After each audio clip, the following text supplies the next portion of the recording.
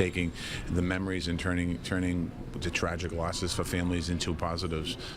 Preparing to mark the second anniversary of the Boston Marathon bombings, honoring the victims and survivors with a day of service.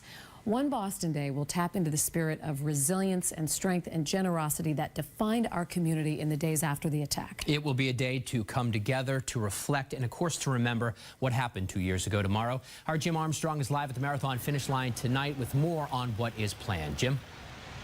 Well, David, just like last year at this time, the scene here at the marathon finish line is already bustling with prep work underway, not just for the marathon itself, but also for tomorrow's commemoration ceremony of the anniversary of the bombing. Tomorrow morning, both the governor and the mayor will be here to raise banners at both of the bombing sites. There's a pile of shoes in the lobby at the Hyatt Hotel near downtown Crossing, and it's going to grow. It shows the strength of Boston. The hotel is collecting running shoes to donate to the St. Francis House homeless shelter, an act of unity under the umbrella of the city's One Boston Day. And it just ties in beautifully with the Mayor's Initiative, the marathon. It just all comes together. And of course, St. Francis House, they need these. This is their item that they specifically requested and wanted. The one-year anniversary of the marathon bombings last April came with much ceremony. This year, a little less so, but the mayor is still asking everyone to take a moment to reflect via One Boston Day or less officially than that. Do an act of kindness to for somebody tomorrow and help somebody that, you know, doesn't have to be in the press, it doesn't have to be public, and just be a nice, quiet thing. And I'll try and do a lot of that tomorrow.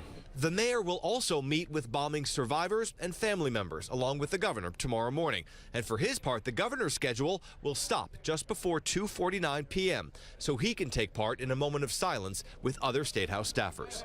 There are many people who engage in moment of silence events tomorrow, and I would just urge people to incorporate that into their planning for their day. Back live here at the finish line, the mayor was also asked what he thought about a permanent memorial to bombing victims and to survivors, whether here at the finish line or elsewhere. But David, he said that's a decision he would ultimately leave up to survivors and victims' family members.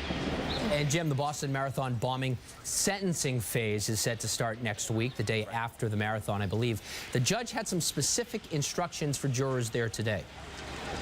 Yeah, as a matter of fact, the jury doesn't have to get back to work until next Tuesday, a week from today, but Judge O'Toole called them all back to federal court this morning for what amounted to essentially a 7-minute meeting. He said it was so important he wanted to tell them this to their faces.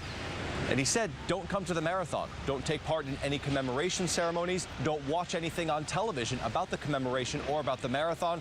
He said at this point, the judge feels like any of that information could taint what's going on in the jurors' minds. He said he wants them focused just what's happening in court. So again, he told them stay away from the marathon. Don't even watch it on television.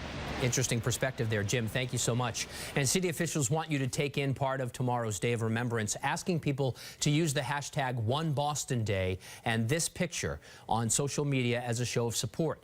You can find a link to the picture on our website, cbsboston.com, and we'll have continuing coverage of One Boston Day tomorrow. Stay with WBZ for live reports and live coverage of the day's remembrance events. Lisa?